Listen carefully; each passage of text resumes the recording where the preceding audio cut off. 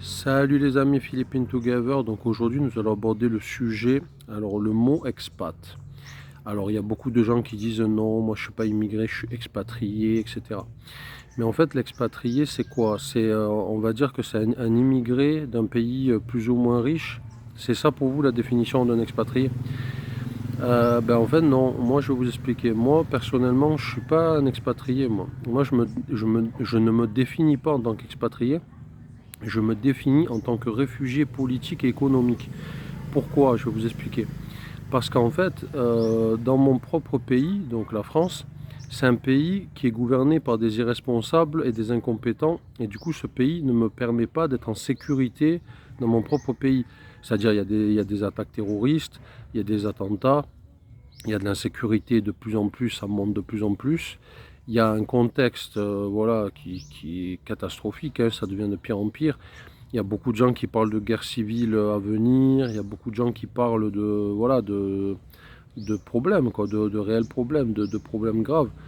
Donc du coup, ça on l'a constaté et ça arrive tous les jours. Il suffit d'aller sur les chaînes d'infos, tu vas voir qu'il y a toujours des agressions et en plus de pire en pire. Ça peut être pour une cigarette, un regard, ça peut être pour un truc, voilà, pour des raisons totalement futiles et dérisoires, hein.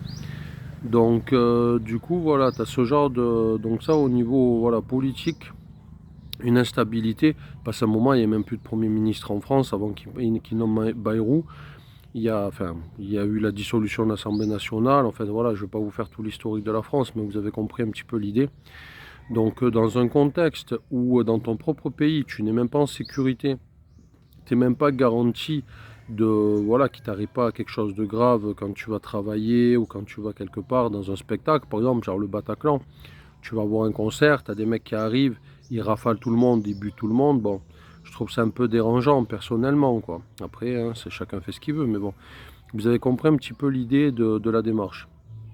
Donc voilà, moi c'est plus au niveau politique déjà. Moi je me considère comme plus comme un réfugié que comme un expat. Voilà le fameux mot expat pour revenir au thème de la vidéo. Et ensuite au niveau économique. Alors je vais vous expliquer. Moi, j'ai travaillé dans différents jobs. Donc, ça a été vendeur, manutentionnaire, réceptionniste dans un hôtel. Enfin, j'ai fait tout un tas de jobs différents. J'étais téléconseiller. Enfin, je ne vais pas vous faire tout mon CV, mais vous avez compris un petit peu l'idée du truc. Donc, tu fais de la mise en rayon, tu es payé au SMIC. Et tu te lèves tôt le matin. Tu te lèves à 3 heures du matin, 2 heures du matin. Bon, tu es payé le SMIC. Voilà. Tu vas faire manutentionnaire. Tu te casses le dos, tu portes du poids, tu portes des colis des fois de 30 kilos tout seul, même si c'est illégal, tout le monde s'en fout. Tu portes tes colis, tu t'esquintes la santé, tu te bousilles le corps, tu es payé au SMIC. Et tu n'as pas de prime, tu n'as rien du tout, tu n'as que dalle. Donc voilà, donc tu gagnes 1200, 1300 euros, tu gagnes ton SMIC mensuel. Après, tu as les boulots téléconseillers. Bon là, tu es assis, ok, tu forces pas, t'es pas, voilà, tu portes pas de poids, tu es assis, tu es dans un bureau, t'es pas, voilà. Mais c'est une fatigue mentale quand même, parce que tu as des gens qui t'appellent, les gens t'insultent, ils te manquent de respect, ils crient, bon voilà, tu as compris quoi, c'est pas non plus de tout repos. Le téléphone, il sonne des fois toutes les 2 secondes, donc c'est quand même du stress. Donc ça, c'est pareil, tu es payé au SMIC aussi. Donc voilà, donc vous avez compris l'idée. Donc, quand tu travailles comme ça, que tu es payé au SMIC, donc tu es payé une misère, en fait, tu ne vis pas, tu survis, tout simplement. Pourquoi? Parce que le loyer est cher, tu payes dans les 600 balles de loyer, donc la moitié de ton SMIC. Ensuite, il faut manger, il faut payer les factures, etc. Donc avec ça, tu ne vis pas, tu survis. Donc du coup, pourquoi il y a beaucoup de gens, dont moi, qui sont partis aux Philippines? C'est un pays moins cher. Quand tu arrives avec de l'euro ici, forcément, tu as plus de pouvoir d'achat parce que pour toi, un loyer à 300 euros, ça fait la moitié de ce que tu payais avant. Donc forcément, après, il faut avoir des revenus en conséquence, évidemment. Si tu as un revenu local, forcément, tu vas galérer aussi également. Tout à fait, c'est logique. Mais en tout cas, en tant qu'Européen, quand j'arrive aux Philippines, forcément, si j'arrive avec de l'euro, que j'ai un peu d'économie de côté, etc., je peux plus me faire plaisir et plus acheter de choses et mieux vivre. Et j'ai un meilleur niveau de vie. Je peux aller au restaurant à tous les repas si j'ai envie. Je peux, voilà, je vais dans un hôtel, ça me coûte 15 euros. En France, il y a des hôtels, c'est 100 euros la nuit minimum. Donc, je veux dire, voilà, pour comparer, il n'y a pas photo. Donc voilà. Donc en fait, comment dire, le fait qu'en France tu travailles mais tu travailles pour rien, parce qu'au final tu travailles pour que dalle, tu travailles pour... au final tu travailles, tu as un salaire, tu dépenses tout ton salaire dans le loyer, les factures, la nourriture, etc. Donc il te reste rien. Donc au final, pourquoi tu travailles? Si encore, excusez-moi, il y a une mouche qui vient de m'attaquer. Donc si au final tu travailles et que tu as, voilà, t'as quand même, tu vois, tu travailles, après tu t'en sors, tu deviens propriétaire, après tu peux même acheter peut-être un autre appartement ou une autre maison pour la louer, etc. Tu travailles comme ça, tu peux t'en sortir, il n'y a aucun souci.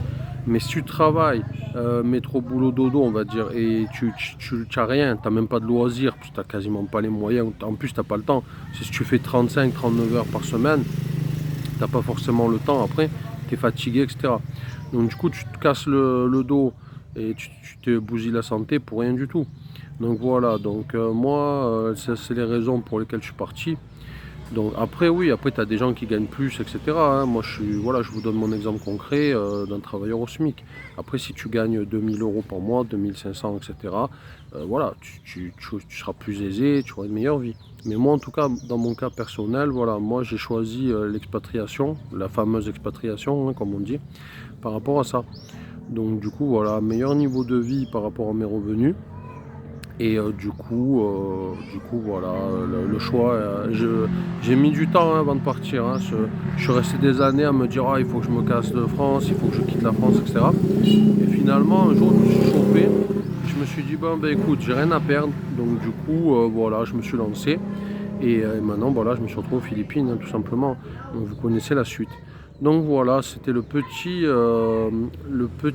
comment dire, au niveau du vocabulaire, donc l'expatriation, voilà, expat, expatrié, machin, on voit tout ça.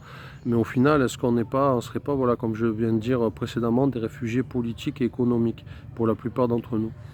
Voilà les amis, je vous laisse réagir en commentaire. Pensez à vous abonner, un petit commentaire, un petit like, et je vous dis à bientôt pour de nouvelles vidéos. Allez, bye bye.